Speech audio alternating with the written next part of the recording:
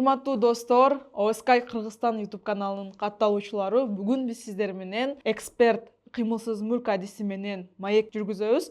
Бүгүнкү темабыз Бишкектеги баалар кандай? Азыр сатып алса болобу же болбойбу? Саламатсызбы эле бар? Өзүңүз жөнүндө тааныштырып кетсеңиз жакшы болот эле. Саламатсыздарбы? Атым Элибар болот. Кыймылсыз мүлк боюнча адисмин.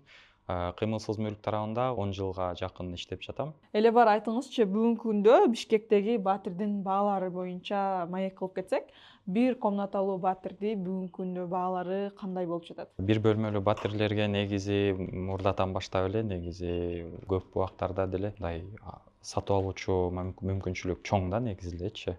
Покупательская способность деп коет. Бир комнаталык квартиралар негизи көбүнчө өзүнүн баасы ошо башка мисалы 2 бөлмөлүү же 3 бөлмөлүүлөргө баасы түшүп аткан учурда бир бөлмөлүүлөрдүн баасы бир калыпта кармалат да. Азыркы учурда деле ошондой болуп жатат. Анткени мисалы калаанын орто жерин карасак, центр деп коебуз го. Ошол жерде $2000–2300 квадрат метрине бир бөлмөлүүлөр болсо ошол боюнча эле кармалып жатат. Баасы түшкөн бул көбүнчөсүн жана 3 бөлмөлүү, 4 бөлмөлүү батирлерге түшүп жатат да. Анткени ал жерде сатып алуучу мүмкүнчүлүк ылдыйраак болот негизи элечи. Сиз кантип ойлойсуз, бүгүнкү күндө Бишкектеги батирлердин баасы өсүп болуп жатабы же төмөндөп жатабы? Азыркы учурда Бишкекте негизи баа бир калыпка туруп атат да. Өсүү да жок, түшүү да жок, туурабы? Ооба. Анткени сатып алуучу мүмкүнчүлүк баа өйдөбөлөп кеткендиктен азыркы учурда биз ошо рынок боюнча караганда сатып алуучу мүмкүнчүлүк тегизделип жатат да. Бир калыпта турат. Бирок ошол эле учурда баалар өтө өйдө өсүп кеткен. Ошондуктан азыр кээ бир жерлерде көрүп атабыз, ким азыр сатыш керек болуп атса, ошолор баасын ошо именно сатып алуучу мүмкүнчүлүк ылдыйлатып жатышат да. Бул мурда эле болгон негизичи. Покупательская способность деп коет. Ошого баа менен сатып алуучу мүмкүнчүлүк чогуу бир өсүш керек, же болбосо бир түшөт да. Эгерде бир калыпта кармалса, ал баалар ошол стагнация деп коет, экономический немеде сөз менен айткандачы. Ошондо баалар кичине түшөт. И ошол эле сатып алуучу мүмкүнчүлүк өйдөлөсө, баа да өйдө кетет да. А эгерде ошол сатып алуучу мүмкүнчүлүк ылдыйлап кетсе, анда ошо баалар дагы ылдый кетет да. Азыркы учурда сатып алуучу мүмкүнчүлүк бир тегизделип жатат, түз кетип атат. Эмне деп ойлойсуз, бул баягы айлык маяна бүгүнкү күндө мындай көбөйбөй ататпы, же биздин бүгүнкү күндө мигранттар анча көп акча жөнөтпөй ататпы? Эмне деп ойлойсуз ошол боюнча? Көбүнчөсүн биздин акча, биздин экономикада акчанын объему чоң эмес да. Мисалы биздин жакында эле айтып кеткендей, внутренний валовый продукт деп коет. Ошол миллиард сомдон ашты да. Ошол эле учурда, азыркы учурда ошо бизде рыноктун ичинде 228 миллиард сом гана бар да. Ошондо биздин баа кыймылсыз мүлккө негизичи ошол моменттен зависить этет да. Эми мындай биздин элдерге, биздин катталуучуларга түшүнүктүү болуш үчүн башкадан бир суроо берип койсом, көбүңүздөр азыркы күндө үй алайын деп жаткандар көп да, биздин катталуучулар.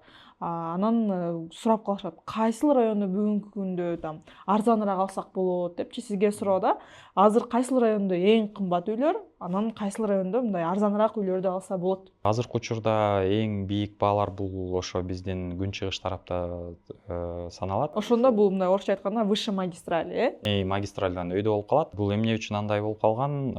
Ошо акыркы 10 жыл тарабында ошо курулуш компаниялар деле, мисалы кыймылсыз мүлк боюнча иштеген компаниялар, агентство недвижимости деп коет эмеспи?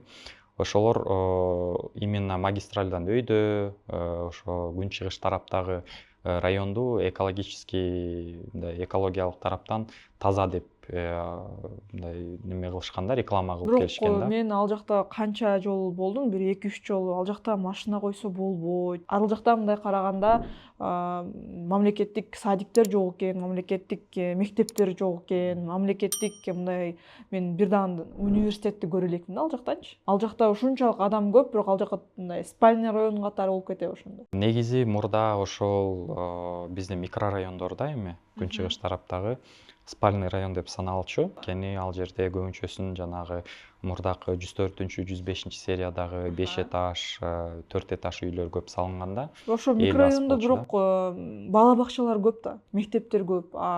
Магистральда эмнеге кымбат? Ал жакта даже садик жок же мектеп жок болуп атса. Бул эми ошол сөздүн аягын айтсам, бул жерде ошо микрорайондор немеси бар болчу да, өзүнүн мындай айтканда ценностичи. Ошого уланыштуу бул жана көбүнчө айтып калышат эмеспи, Асанбай жак депчи.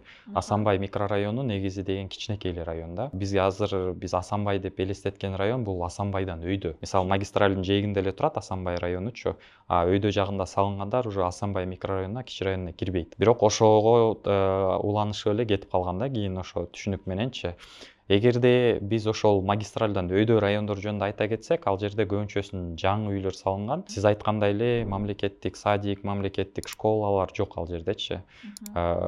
Мындай айта кеткенде, бир мектеп бар, бул Газпромдун мектеби бар, бир университет бар, бул АУЦАнын, бир частный садиктер болсо керек да, жеке садиктерчи. Мындай суроо болуп атат да, ошондо эмнеге анда ал жак кымбат? Эгерде мамлекеттик мекемелер жок болсо, мамлекеттик мектептер жок болсо, ал жакта ишкерчилик борборлору жок болсо, анда эмне үчүн кымбат? Жөн эле ошол жакта маркетинг болуп аткан турбайбы анда, эмне деп ойлойсуз? Акыркы 10 жылда ичинде бизде ошо курулуш компаниялары, башка именно ошол жерде кыймылсыз мүлк боюнча иштеген компаниялар маркетинг менен эле бул жерде өйдө турган бааны кармап келишкен да. Азыркы учурда ошол жердеги болгон өйдө бааны инфраструктура боюнча кармап калууга аракетте жүрүп атат азыркы учурда. Ошол эле жанагы Барселона академиясы курулганы боюнча бир жеке компаниялар ошол жака чоң жанагындай соода борборлорун курганга аракет кылып жатышат да. Албетте бул туура иштеп жатышат аларчы.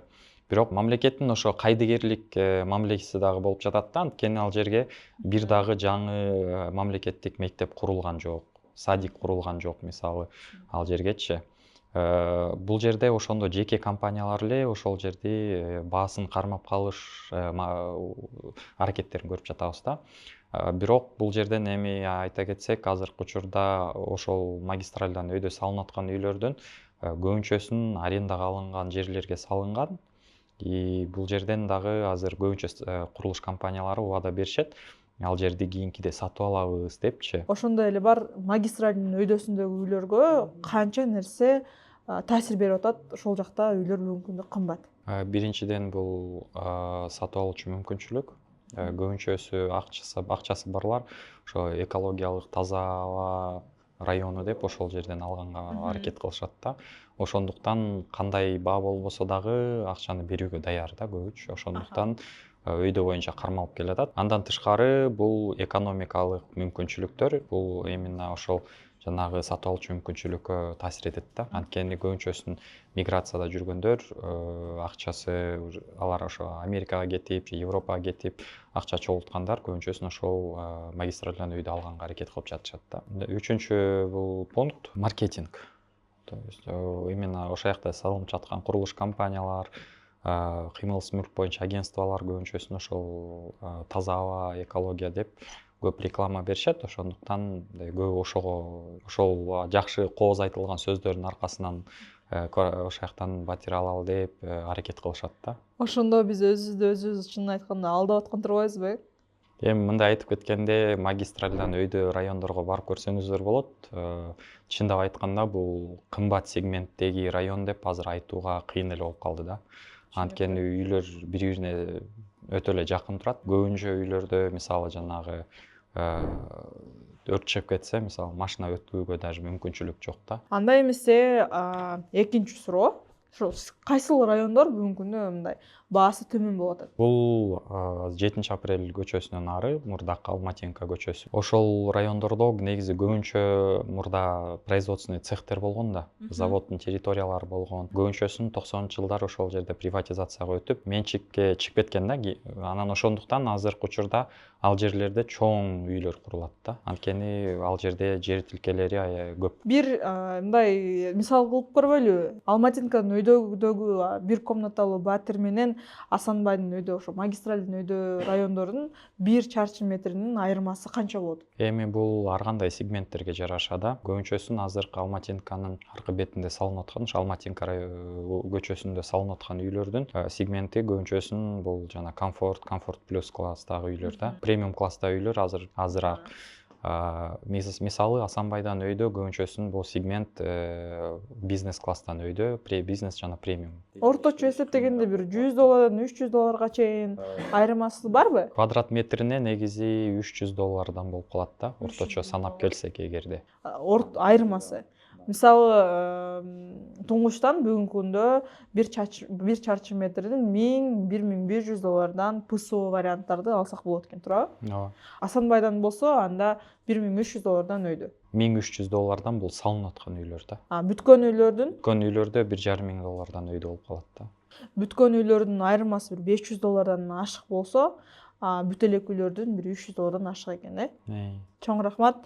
Өтө сонун статистика берди деп ойлойм. Эгерде сиздер бүгүнкү күндө үй алам деп жүргөн болсоңуздар, көбүндө ушундай ситуация болушу мүмкүн да. Азыр менде бир $60,000 акчам бар, эмне алайын депчи. Бирок только мындай микрорайондон, өйдөдөн, жакшы райондон алам деп атканда жетпей аткан болсо, ушундай анчалык деле кымбат эмес райондордон алып туруп, кичине акчаңарды көбөйтүп алгандан кийин аны сатып туруп, кошуп туруп алсаңыздар болот. Бирок акчаны жөн калтырбастан кыймылсыз мүлк алып коюшуңуздар керек деген ойдомун. Кошо кете айтсам, азыркы учурда айтып кеткендей эле жана бизде Алматинка көчөсү тараптуу көздөй курулуш жүрүп жаткан район. Бул убагында 10 жыл мурда же 15 жыл мурда Асанбай кандай курулуп башталса, ошо Асанбайдан өйдө, магистралдан өйдө, ошондой темп менен эле азыркы учурда ошо Алматинканы көздөй курулуп атат да. Анткени жер тилкелери көп ал жерде, жаңыдан шаарга кошулду. Азыркы учурда бизде эле мисалы динамиканы карап келсек, көбүнчө проекттер ошол именно Алматинка жакка жылып кетип атат да. Бир 10-15 жылдын ичинде ал райондордо эле ошо магистралдан өйдө райондордой эле өнүгөт да негизичи. Түшүнүктүү, чоң рахмат. Мындай чайнап, жеткиликтүү кылып түшүндүрүп бердиңиз окшойт. Мындай суроодо азыркы күндө батир алам деген адамдарга кандай кеңешиңизди берет элеңиз? Келиңиз анда мындай бөлөлүк. Биринчи эмнеден башташ керек? Эң биринчиден бул документация. Экинчиден бул именно кийинкиде өнүгө турган перспективасы да. Райондор боюнча, транспорттук чечимдер боюнча, школа, поликлиникалар, бул кийин квартираны сатып атканда аябай эле таасир этет да баасыначы. Мындай суроодо батирлерге барып көргөндө эмнелерди караш керек? Эң биринчиден бул ремонт болгону, качан болгону.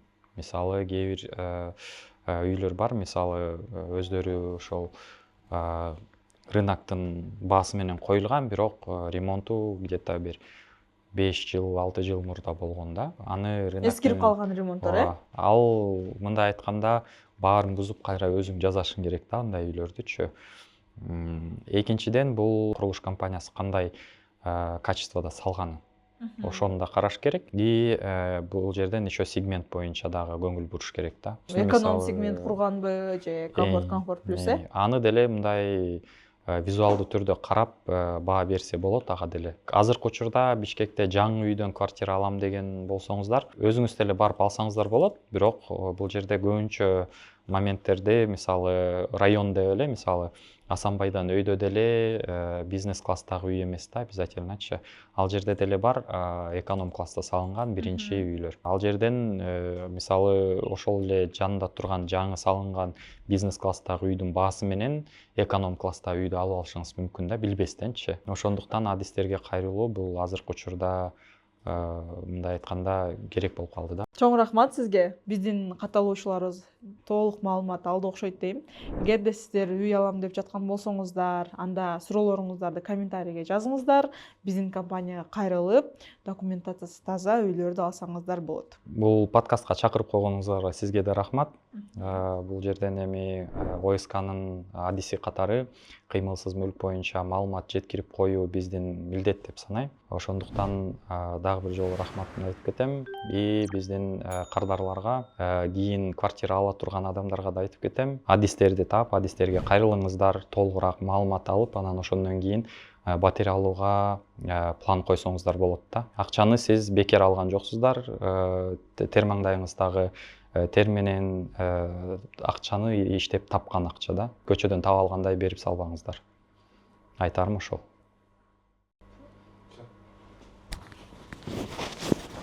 Звука нету, да,